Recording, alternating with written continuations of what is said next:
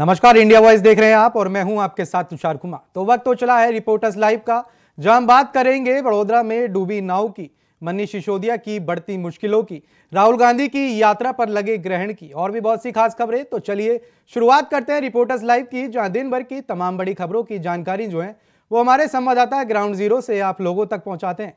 लेकिन सबसे पहले हम बात करेंगे गुजरात के बड़ोदरा झील में पलटी नाव। कैसे पलटी नाव और किसकी थी जिम्मेदारी, बता रहे हैं हमारे संवाददाता आदित्य सिंह। आपको बता दें, बीते गुरुवार को वडोदरा से एक दिल को झकझोर कर रख देने वाली घटना सामने आई, जिसमें वडोदरा के हरनी झील में पिकनिक मनाने गए स्कूली छात्रों के समूह में से 14 को अपनी जान गंवानी पड़ी। इसमें 12 छात्र थे और साथ ही 2 शिक्षक भी मौजूद थे। आपको बता दें कि इस मामले में ये जो घटना घटी है, तो इस मामले में बताएं कि एक नाव पर जिसमें 15 लोगों की क्षमता है, उस पर 27 लोगों को बिठा दिया गया था, जिस कारण ये घटना घटी। आपको बताएं कि प्रत्यक्षदर्शियों ने बताया कि 2 नाव कुल मिलाकर झील के अंदर गई थी, जिसमें से एक नाव तो वापस लौट आई, लेकिन जो दूसरी नाव थी वो वहां पलट गई और इसमें से कुल 12 छात्रों की जान चली गई और जिनमें 2 शिक्षक भी शामिल थे। हालांकि इस पूरी घटना पर नरेंद्र मोदी, हमारे पीएम, ने भी शोक व्यक्त किया है। साथ ही राष्ट्रीय राहत कोष से 2-2 लाख रुपए मृतकों के स्वजनों को और 50,000 रुपए घायलों को मुआवजा राशि देने की भी बात कही है। साथ ही राज्य सरकार ने इस मामले पर मृतकों के स्वजनों को 4 लाख रुपए और घायलों को 50,000 रुपए की राशि देने की बात कही है। हालांकि अपडेट आपको बता दें, इस मामले में अभी तक कुल 18 लोगों के खिलाफ एफआईआर दर्ज हो गई है और साथ ही कांग्रेस ने मांग की है कि सिटिंग जज से इस पूरे मामले की जांच कराई जाए और कांग्रेस आरोप लगा रही है कि एक दुर्घटना नहीं बल्कि एक हत्या है। अब 18 लोगों के खिलाफ एफआईआर दर्ज हो चुकी है और आगे इस मामले में कौन कौन आरोपित कर आते हैं कि इनके ऊपर कार्रवाई होती है, ये देखने वाली बात रहेगी। तमाम अपडेट्स के लिए देखते रहें इंडिया वॉइस में आदित्य सिंह, कैमरामैन सुशील बहल के साथ। राहुल गांधी की भारत जोड़ो न्याय यात्रा को लेकर असम में एफआईआर दर्ज की गई। खबर पर ज्यादा जानकारी दे रहे हैं हमारे संवाददाता शिवम दुबे। मणिपुर से शुरू हुई राहुल गांधी की भारत जोड़ो यात्रा अब कानूनी दांवपेच में फंस गई है। आपको बता दें कि राहुल गांधी समेत भारत जोड़ो न्याय यात्रा के जो संयोजक हैं बी बाइजू, उनके खिलाफ एफआईआर दर्ज कर लिया गया है।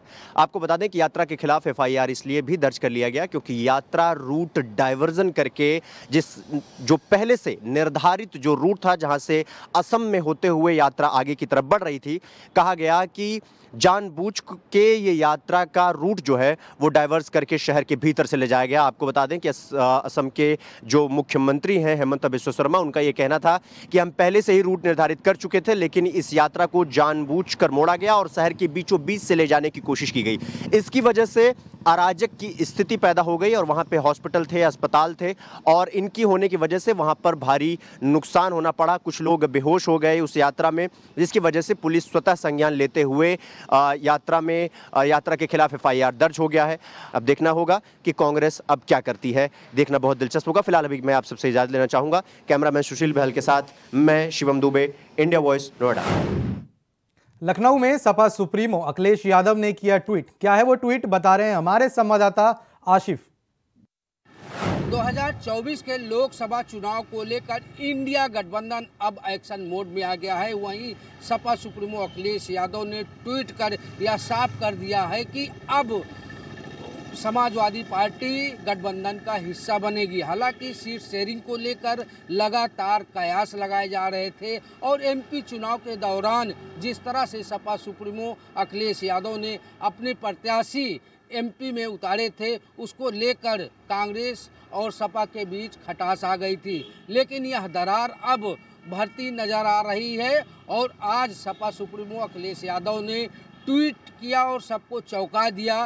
ट्वीट में कहा है कि रालोद और सपा का गठबंधन हो गया है और सूत्रों का यहाँ तक भी कहना है कि रालोद 7 सीटों पर चुनाव लड़ सकती है। ऐसे में इंडिया गठबंधन में सपा के शामिल होने से यह भी कहा जा रहा है कि अब समाजवादी पार्टी मजबूती के साथ लोकसभा का चुनाव लड़ेगी। फिलहाल अब देखने वाली बात यह होगी कि समाजवादी पार्टी मुखिया किस किस को इस चुनाव मैदान में प्रत्याशी बनाते हैं। Asif Baig, India voice, Lucknow. उत्तराखंड में केंद्रीय राज्य मंत्री राजनाथ सिंह का दौरा रहा। कैसा रहा उनका दौरा, बता रहे हैं हमारे संवाददाता अभय कैंतुरा। केंद्रीय रक्षा मंत्री राजनाथ सिंह का आज उत्तराखंड दौरा रहा। केंद्रीय रक्षा मंत्री राजनाथ सिंह आज जोशीमठ के मलारी में डाक ब्रिज का उन्होंने शुभारंभ किया। इस दौरान उन्होंने देश भर में बीआरओ की तरफ से बनाई जाने वाली विभिन्न जो परियोजनाएं 35 ऐसी बुनियादी परियोजना उनका लोकार्पण यहाँ पर किया है। उसमें 28 पुल हैं और 6 ऐसी परियोजनाएं हैं जो दूसरे जनहित से जुड़ी विकास कामों की है, जहाँ पर जनता इन विकास कार्यों का लाभ ले सकती है। ये कहा जा सकता है कि सीमांत क्षेत्रों के विकास के लिए लगातार केंद्र राज्य मिलकर काम कर रहे हैं, ताकि सीमांत क्षेत्रों में बुनियादी सुविधाएं विकसित हो सके और राज्य का जो दूरस्थ क्षेत्र है, सीमांत जो क्षेत्र है, वह सुरक्षा की दृष्टि से भी और सामाजिक दृष्टि से भी पूर्णतः विकसित हो सके और उसका लाभ राज्यों को मिल सके। उत्तराखंड में यही काम लगातार यहाँ पर किया जा रहा है, यानी डबल इंजन की जो सरकार है वो लगातार अपना काम कर रही है, उसका असर यहाँ पर देखने को मिल रहा है। आज केंद्रीय रक्षा मंत्री राजनाथ सिंह की तरफ से भी राज्य के लिए बड़ी सौगात यहाँ पर दी गई है। ऐसे में समझा जा सकता है कि आने वाले दिनों में भी केंद्रीय रक्षा मंत्री या फिर दूसरी जो डबल इंजन की जो सरकार है उसका असर उत्तराखंड में देखने को मिलेगा। राज्य में विकास की जो परियोजना है उसकी गंगा और बहती हुई नजर आएगी। कैमरामैन निशांत चौहान के साथ अभय कैंतुरा, इंडिया वाइज, देहरादून। उत्तराखंड में लोकसभा चुनाव की तैयारियां शुरू हो गई हैं। खबर पर ज्यादा जानकारी दे रहे हैं हमारे संवाददाता अभय कैंतुरा। उत्तराखंड में लोकसभा चुनाव के मद्देनजर अब सियासत तेज होने लगी है। बीजेपी कांग्रेस दोनों ने ही अपने अपने नेताओं को जिम्मेदारी देने का काम शुरू कर चुका है। ये समझा जा सकता है कि लोकसभा चुनाव से पहले जो सियासी रण है, जो सियासी बिछाते हैं, उनको बिछाने का जो सिलसिला है वो खत्म होने नाम नहीं ले रहा है। बीजेपी और कांग्रेस ने जिन नेताओं को जिम्मेदारी दी है उनके कंधों पर बड़ी जिम्मेदारी है कि जनता को पार्टी के प्रति लामबंद करना है। सबसे बड़ी बात यह है कि जिन सीटों पर वोट प्रतिशत कम रहा है उन सीटों पर मत प्रतिशत बढ़ाना है और पार्टी के जो कैंडिडेट होंगे उनका फीडबैक भी यहाँ पर देना है। यानी जो संभावित जो तैयारियां इस समय नेता कर रहे हैं उनको लेकर भी बातचीत करनी है और उसके एक रिपोर्ट तैयार कर पार्टी हाईकमान को देना है, क्योंकि इस बार जो 24 का जो रण होगा उसे जीतने के लिए कोई भी दल कोई कसर नहीं छोड़ना चाहता है। यही वजह है कि अभी से ही लोकसभा चुनाव के लिए सभी सियासी दल जुटे हुए नजर आ रहे हैं। कैमरामैन निशांत चौहान के साथ अभय कैंतुरा, इंडिया वाइज, देहरादून। खबरों का सिलसिला आगे बढ़ाते हैं। उत्तराखंड में बदला मौसम का मिजाज। खबर पर ज्यादा जानकारी दे रहे हैं हमारे संवाददाता तुषार गुप्ता। उत्तराखंड में ठंड का प्रकोप देखने को मिल रहा है। मौसम विभाग ने जिस तरह से पूरा अनुमान किया था कि हरिद्वार, उधम सिंह नगर, नैनीताल और पौड़ी सहित देहरादून में जो कोहरा है उसकी चादर छाई रहेगी। वहीं अगर मैं बात करूं देहरादून में सुबह से ही यहाँ पर कोहरा छाया हुआ है।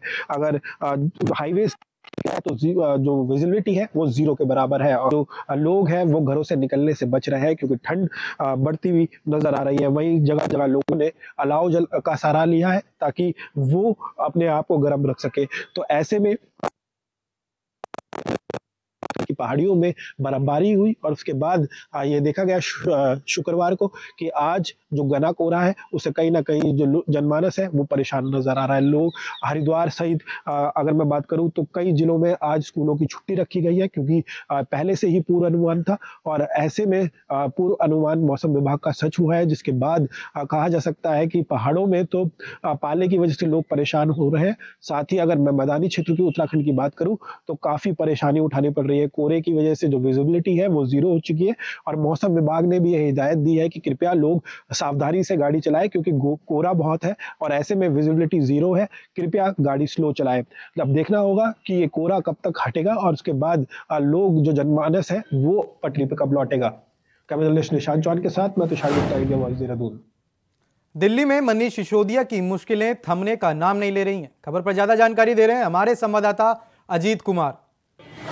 राजधानी दिल्ली में कथित तौर पर शराब घोटाले के मामले में जेल में बंद दिल्ली के पूर्व उप मुख्यमंत्री मनीष सिसोदिया को एक बार फिर से बड़ा झटका लगा है। मनीष सिसोदिया की न्यायिक हिरासत 5 फरवरी तक के लिए बढ़ा दी गई है।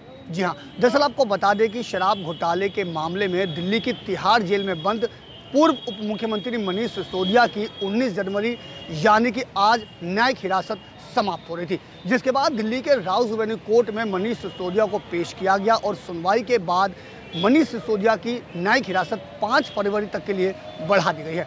आपको बता दें कि मनीष सिसोदिया को तिहाड़ जेल से ही वीडियो कॉन्फ्रेंसिंग के माध्यम से दिल्ली की राउस एवेन्यू कोर्ट में पेश किया गया था, जिसके बाद सुनवाई के बाद 5 फरवरी तक उन्हें एक बार फिर से न्यायिक हिरासत बढ़ाई गई, यानी कि अब आने वाली 5 फरवरी तक मनीष सिसोदिया को दिल्ली के तिहाड़ जेल में ही रहना पड़ेगा।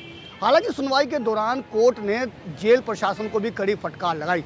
बताया जा रहा है कि पेशी के लिए मनीष सिसोदिया को 2 विकल्प दिए गए थे, जिसमें पहला विकल्प वीडियो कॉन्फ्रेंसिंग के था, जबकि दूसरा विकल्प फिजिकल तौर पर पेशी करने का था, जिसमें मनीष सिसोदिया ने फिजिकल तौर पर पेश होने के लिए अपनी रजामंदी जताई।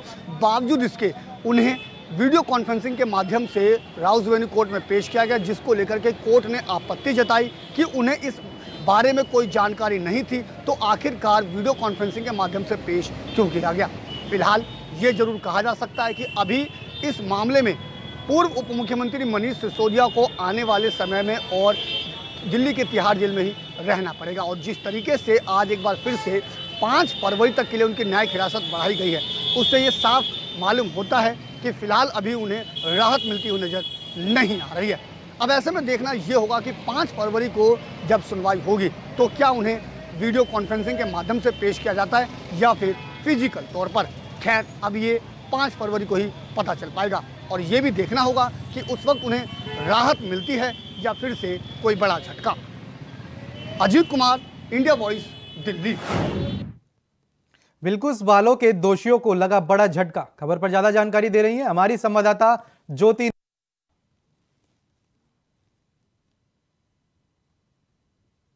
कोर्ट से बड़ा झटका लगाया। आपको बता दें कि ये जो 11 आरोपी हैं उन्होंने सुप्रीम कोर्ट से जो सरेंडर करने का है वो समय बढ़ाने की याचिका की थी, जिसको सुप्रीम कोर्ट ने खारिज कर दिया है और 21 जनवरी को किसी भी हाल में इन 11 आरोपियों को सरेंडर करने की बात कही है। आपको बता दें बिल्किस बानो के दोषियों ने सरेंडर करने के लिए समय बढ़ाने की मांग करते हुए सुप्रीम कोर्ट में एक याचिका दायर की थी। इन दोषियों की ओर से कुछ समय की मोहलत के लिए कई तरह के कारण दिए गए थे, जिसमें सुप्रीम कोर्ट में इन 11 दोषियों की ओर से दायर याचिका पर सुनवाई हुई। दोषियों ने सरेंडर करने की समय सीमा बढ़ाने की मांग की थी। उन्होंने पारिवारिक शादियां, फसल का मौसम, आश्रित माता पिता से लेकर कई अन्य कारणों का हवाला देते हुए आत्मसमर्पण करने के लिए और समय मांगा था, जिसको बढ़ाने से सुप्रीम कोर्ट ने इनकार कर दिया है। आपको बता दें इन 11 आरोपियों ने गोधारा ट्रेन अग्निकांड के दौरान भड़के 2002 में दंगे के दौरान बिल्किस बानो के साथ दुष्कर्म किया था और साथ ही उनके परिवार के 7 सदस्यों को मौत के घाट उतार दिया गया था, जिस पर 2002 से लेकर अब तक सुनवाई चल रही है, लेकिन कोई फैसला सामने निकल कर नहीं आया गया है। और इन 11 आरोपियों को कुछ समय की मोहलत दी गई थी, जिसके बाद इन्होंने और समय की मोहलत मांगते हुए एक याचिका दायर की थी, लेकिन सुप्रीम कोर्ट ने इसे खारिज कर दिया है। और देखना ये होगा कि 21 जनवरी को ये 11 आरोपी सुप्रीम कोर्ट के समक्ष पेश होते हैं या नहीं। कैमरा पर्सन सुशील बहल के साथ मैं Jyoti Nishad, India voice news. Mathura में भी बढ़ाई गई मंदिरों की सुरक्षा। खबर पर ज्यादा जानकारी दे रहे हैं हमारे संवाददाता मोहम्मद फारूक। 22 जनवरी को श्री राम लला की प्राण प्रतिष्ठा के मद्देनजर जो है मथुरा में हाई अलर्ट जारी कर दिया गया है। मथुरा की पुलिस और प्रशासन अलर्ट मोड पर आ गया है। यहाँ पर श्री कृष्ण जन्मभूमि और शाही ईदगाह मस्जिद के बराबर लगे होने के कारण जो है ये स्थानीय लोगों को भी अंदर जो है तलाशी के बाद प्रवेश दिया जा रहा है। और स्थानीय लोग मस्जिद में अगर जाते हैं तो उनकी तलाशी होती है, आधार कार्ड से उनकी जांच की जाती है, आधार कार्ड देखा जाता है। तमाम पुलिस फोर्स चप्पे चप्पे पे लगा हुआ है। ठाकुर बांके बिहारी मंदिर वृंदावन में जहां लाखों की भीड़ रहती है वहां भी जो है पुलिस जो है कोई चूक नहीं रखना चाहती है। पुलिस तमाम इंतजामात किए हुए ड्रोन कैमरों से नज़र रखी जा रही है। तमाम संदिग्ध व्यक्तियों की तलाशी चेकिंग की जा रही है। अयोध्या धाम में श्री राम लला की प्राण प्रतिष्ठा के मौके पर जंक्शन और मथुरा कैंट स्टेशनों पर तमाम चेकिंग अभियान चल रहा है। खुद SP city doctor Arvind Kumar अधीनस्थों के साथ दौरा कर रहे हैं और लगातार चेकिंग अभियान चल रहा है। भ्रमणशील है पुलिस तमाम जिला प्रशासन के अधिकारी भ्रमणशील हैं। कोई भी किसी तरीके की चूक ना हो इसके लिए अधिकारी जुटे हुए हैं। इंडिया वॉइस के लिए मैं मोहम्मद फारूक, मथुरा। उत्तराखंड में राम मंदिर को लेकर उत्साह देखने को मिल रहा है। खबर पर ज्यादा जानकारी दे रहे हैं हमारे संवाददाता तुषार गुप्ता। 22 जनवरी को रामलला की प्राण प्रतिष्ठा होने वाली है और उसके लिए जो तैयारियां हैं सभी राज्यों में देखने को मिल रही है। देश भर में जो उत्साह है वो देखने को मिल रहा है। देहरादून की बात की जाए तो जो मुख्य घंटाघर है वहाँ पर राम की तस्वीरें नज़र आ रही है आपको, जैसे देख सकते हैं। जो यहाँ पर जो प्रदर्शनी है वो की जा रही है। साथ साथ मुख्यमंत्री पुष्कर सिंह धामी ने ये आदेश और साथ साथ निर्देश दिए थे कि सभी जो विभाग हैं और साथ साथ जितने भी सड़कें हैं उन्हें दिवाली के तौर पर ही तरह ही सजाया जाए और पूरे राज्य को राममय कर दिया जाए। और उसी के तहत ही जो मुख्य आकर्षण का केंद्र है देहरादून का, जो राजधानी का वो घंटाघर, वो उसमें आपको नज़र आ रहा होगा। श्री रामचंद्र जी स्वयं वहाँ पर खड़े हैं। कुछ लोग जो दर्शन करने यहाँ पर देख सकते हैं कि जो उत्साहित हो रहा है, क्योंकि हॉटस्पॉट बन चुका है। लोग अत्यधिक यहाँ पर आकर सेल्फी खिंचा रहे हैं और कहीं ना कहीं जो उत्साह राज्य के लिए था कि लोग यहाँ पर आए अत्यधिक और उत्साह बनाए 22 जनवरी को लेकर। और प्रदेश की सरकार लगातार उसके लिए कार्य कर रही है। हर चौक चौराहों पर लड़ियाँ लगाई गई हैं। साथ साथ जो म्यूजिक्स है, बड़ी बड़ी जो LED स्क्रीन्स है वो भी लगाई गई है। तो कहा जा सकता है कि पूरा जो उत्तराखंड है राममय हो चुका है। 22 जनवरी का इंतज़ार किया जा रहा है कि कब जो रामलला है वो अपने मंदिर में विराजमान होंगे। तो लड़ियों से जो पूरे उत्तराखंड को सजा दिया गया है। जो उत्तराखंड की बात, देहरादून की बात की जाए तो देहरादून के जितने भी मुख्य चौक हैं, चाहे वो घंटाघर हो, दिलाराम चौक हो या फिर सहारनपुर चौक हो या फिर बिंदाल पुल हो, तमाम जो पुल के साथ साथ जो चौक है उन्हें सजाया गया है। तो कहीं ना कहीं जो उत्तराखंड है, जो राजधानी है, वो अब राममय हो गई है। और 22 जनवरी तक इसी तरह के जो सांस्कृतिक कार्यक्रम और साथ साथ सजावट पूरे प्रदेश भर में देखने को मिलेगी। कैमरा जर्नलिस्ट निशांत चौहान के साथ मैं तुषार गुप्ता, इंडिया वॉइस देहरादून। गोंडा में पुलिस ने चलाया चेकिंग अभियान। क्या है ये अभियान, बता रहे हैं हमारे संवाददाता मनोज पांडे। 22 जनवरी को अयोध्या में प्राण प्रतिष्ठा को लेकर सीमावर्ती इलाके जनपद गोंडा में पुलिस अधीक्षक विनीत जायसवाल के द्वारा बस स्टॉप का निरीक्षण किया गया है। हम आपको दिखाएंगे बस स्टॉप पे, यहाँ पे यात्री लोग खड़े हैं। डॉग स्काउट टीम के साथ पुलिस अधीक्षक गोंडा ने यहाँ का निरीक्षण किया। इसके साथ साथ उन्होंने सख्त निर्देश दिया है, सीमावर्ती इलाकों को कल से सील कर दिया जाएगा और अयोध्या प्राण प्रतिष्ठा को लेकर प्रधानमंत्री और योगी जी के आगमन को लेकर 2 दिन तक लगातार सारे बॉर्डर सील कर दी जाएंगी। और इसके साथ ही साथ रामधुन बसों में बजना के लिए बताया गया है। और इसकी वक्त SP गोंडा विनीत जायसवाल का कहना है कि जो ट्विटर के माध्यम से सबको अलर्ट कर दिया गया, जिसको भी आपत्तिजनक टिप्पणी की जाएगी उसे सख्ती से निपटा जाएगा। India voice Manoj Kumar, Gonda. अलीगढ़ से अयोध्या पहुंचेगा 400 किलो का ताला। खबर पर ज्यादा जानकारी दे रहे हैं हमारे संवाददाता मोहम्मद शाहनवाज। अलीगढ़ से अयोध्या के लिए 400 किलो का ताला आज रवाना होने जा रहा है। 22 जनवरी को राम मंदिर प्राण प्रतिष्ठा के एक भव्य रूप से कार्यक्रम आयोजित होने जा रहा है, जिसमें अलीगढ़ से 400 किलो का ताला रवाना होगा। तो वहीं आपको बताते चलें कि सत्यप्रकाश शर्मा और उनकी पत्नी रुक्मणी शर्मा के द्वारा एक 400 किलो के ताले का निर्माण कराया जा रहा था।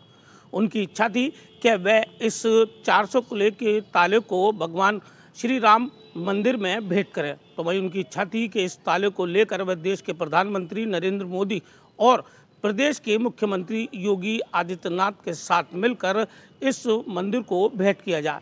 लेकिन किन्हीं कारणवश सत्यप्रकाश की मौत हो गई, जिसके बाद इस ताले का कार्य बीच में रुक गया। जिसके उपरांत महंत महेंद्र जी महाराज, अध्यक्ष अखाड़ा परिषद एवं महामनसा देवी ट्रस्ट और उनकी शिष्या महामंडलेश्वर अन्नपूर्णा भारतीय पुरी जी के द्वारा इस कार्य को पूरा कराया गया। तो वहीं इनके कड़ी मेहनत के बाद उस ताले के अधूरे कार्य को पूर्ण कराया गया और उस ताले को, जो कि 400 किलो का ताला है, आज अपने अन्य सैकड़ों कार्यकर्ताओं के साथ मिलकर अलीगढ़ से भगवान श्री राम मंदिर में भेंट करने के लिए जाएंगी। तो वहीं साफ तौर पर महामंडलेश्वर अन्नपूर्णा भारतीय पुरी जी के द्वारा बताया गया कि लोग पहले कहते थे कि भगवान राम मंदिर का निर्माण नहीं होगा और भगवान राम की मूर्ति स्थापित नहीं होगी। तो कहीं ना कहीं वहाँ राम मंदिर का निर्माण भी हुआ और प्रभु श्री राम की मूर्ति भी स्थापित होने जा रही है। तो कहीं ना कहीं ये 400 किलो का ताला उन लोगों के मुंह पर ताले का काम करेगा जो लोग इस तरीके की बातें किया करते थे। अलीगढ़ से मोहम्मद शाहनवाज, इंडिया वॉइस। से एक वीडियो वायरल हो रहा है। क्या है वो वीडियो, बता रहे हैं हमारे संवाददाता शक्ति ठाकुर। खबर यूपी के हापुड़ से है, जहां एक दरोगा की दबंगई देखने को मिली है। आपको बता दें, हापुड़ सिटी कोतवाली के केशव नगर चौकी इंचार्ज नसीम अहमद की दबंगई एक सीसीटीवी कैमरे में कैद हुई है। हापुड़ सिटी कोतवाली के मोदी नगर रोड स्थित एक रेस्टोरेंट पर दरोगा नसीम अहमद जाते हैं और वहां रेस्टोरेंट संचालक के साथ मारपीट करते हैं। मारपीट की पूरी वारदात वहां लगे सीसीटीवी कैमरे में कैद हो गई है। बताया जा रहा है कि इस रेस्टोरेंट पर कुछ लड़के और लड़कियां पिज़्ज़ा पार्टी कर रहे थे जब दरोगा नसीम अहमद वहां पहुंचे। जब नसीम अहमद ने वहां लड़के और लड़कियों को पिज़्ज़ा पार्टी करते देखा तो वो आग बबूला हो गए और रेस्टोरेंट संचालक के साथ जमकर मारपीट की और रेस्टोरेंट संचालक पर लगातार थप्पड़ों की बौछार करते हुए उसे पैर में गोली मारकर टांग तोड़ने की धमकी भी दे डाली। वहीं आपको बता दें कि यह कोई पहली करतूत नहीं है इस दरोगा की। इससे पहले भी 11 तारीख में भी इसी रेस्टोरेंट पर रेस्टोरेंट संचालक के साथ इस दरोगा के द्वारा मारपीट की गई थी। वहीं अब ये मारपीट का वीडियो जब सोशल मीडिया पर वायरल हो रहा है तो इस वायरल वीडियो का संज्ञान लेते हुए हापुड़ एसपी अभिषेक वर्मा ने आरोपी दरोगा नसीम अहमद को तत्काल प्रभाव से सस्पेंड कर दिया है। फिलहाल पूरे मामले की जांच सीओ सिटी को सौंपी गई है और इस पूरे मामले की जांच में सीओ जुटे हुए हैं। तो कहीं ना कहीं देखने वाली बात है कि किस तरीके से आप सीसीटीवी में देख सकते हैं कि नसीम अहमद किस तरीके से वहां पर मौजूद रेस्टोरेंट संचालक के साथ मारपीट करता है, वहां आए हुए ग्राहकों के साथ मारपीट करता है और मारपीट की पूरी वारदात सीसीटीवी कैमरे में कैद हुई है। फिलहाल हापुड़ एसपी अभिषेक वर्मा के द्वारा इस आरोपी दरोगा को सस्पेंड कर दिया गया है। कैमरामैन संजय कश्यप के साथ इंडिया वॉइस के लिए हापुड़ से शक्ति ठाकुर। सूरजपुर में हाथियों का आतंक लगातार जारी है। खबर पर ज्यादा जानकारी दे रहे हैं हमारे संवाददाता अतीक सोनी। सूरजपुर जिला ही नहीं वरन पूरा सरगुजा संभाग एक लंबे समय से हाथियों की समस्या को लेकर ग्रसित है। वक्त वक्त पर शासन प्रशासन के साइड से पहल भी हुई, लेकिन इन पहल का जमीनी स्तर पर कोई भी उपाय दिखता नहीं नजर आया। हाथियों के जो आतंक है आज भी पूरा सरगुजा इससे ग्रसित है। ग्रामीणों के घरों तक को हाथी तोड़ रहे हैं, उनकी फसलों को नुकसान पहुंचा, लगातार रिहायशी इलाकों में हाथी पहुंच रहे। वहीं आज की बात करें तो हाथी आज रोड तक में पहुंच गए थे, जिससे कई घंटों तक आवागमन बाधित रहा था। अब देखने वाली बात होगी कि जंगलों की अवैध कटाई के कारण जो हाथी जो रिहायशी इलाकों का रुख कर रहे हैं वो कब तक बंद हो पाती है, शासन प्रशासन स्तर पर कब तक इस पर पहल हो पाती है और हाथियों के सुरक्षा के लिए और वन विभाग कर्मियों की सुरक्षा के लिए, ग्रामीणों की सुरक्षा के लिए क्या पहल शासन प्रशासन स्तर पर होती है। इस समय इंडिया वॉइस के लिए अंकित सोनी। दिल्ली के पीतमपुरा की बिल्डिंग में लगी भयानक आग। खबर पर ज्यादा जानकारी दे रहे हैं हमारे संवाददाता अजीत कुमार। बीते गुरुवार की देर रात को दिल्ली के पीतमपुरा इलाके में एक बिल्डिंग में लगी आग की घटना में 6 लोगों की मौत हो गई। मिली जानकारी के अनुसार 6 लोगों में जहां 5 लोग 2 अलग अलग परिवार के थे, तो जबकि छठा जो है वो वहां पर रसोइये का काम किया करता था और रोजाना उस बिल्डिंग में परिवार के लिए खाना बनाने के लिए आया करता था। आपको बता दें कि बीते गुरुवार की देर रात 8 बजे दमकल विभाग को बिल्डिंग में आग लगने की सूचना मिली, जो कि थाना मोरंग के लिए में आता है। जिसके बाद दमकल की 8 गाड़ियां मौके पर पहुंची और कड़ी मशक्कत के बाद आग पर काबू पाया गया। मिली जानकारी के अनुसार बिल्डिंग की फर्स्ट फ्लोर पर यह आग की घटना हुई थी, जिसके बाद बिल्डिंग में रहने वाले लोग अपने आप को बचाने के लिए दूसरी और तीसरी मंजिल की ओर दौड़ पड़े, लेकिन पूरे बिल्डिंग में धुआं फैल गया, जिसकी वजह से वो लोग घरों में ही फंस गए। ऐसे में जब उन्हें रेस्क्यू किया गया तो उनको जब अस्पताल पहुंचाया गया तो इस घटना में 6 लोगों की मौत हो गई। फिलहाल अभी तक ये पता नहीं चल पाया है कि बिल्डिंग में आग किन कारणों से लगी। आशंका जताई जा रही है कि जब लोग अपने आप को बचाने के लिए ऊपर पहुंचे थे तो धुआं फैल गया, जिसकी वजह से दम घुटने की वजह से इनकी मौत हुई होगी। लेकिन ये साफ तौर पर कहा जा सकता है कि 6 लोगों की मौत, जिसमें 2 परिवार और एक अलग से रसोइया, यानी कि 3 परिवार पर कहीं ना कहीं एक बहुत बड़ी आफत भी जरूर आ गई है। फिलहाल पुलिस अब इस मामले की जांच में जुट गई और ये भी पता करने में लगी हुई है कि आखिरकार आग किन कारणों से लगी, और इसके अलावा ये भी पता करने में लगी हुई है कि जो 6 लोगों की मौत हुई उसकी असली वजह भी क्या थी।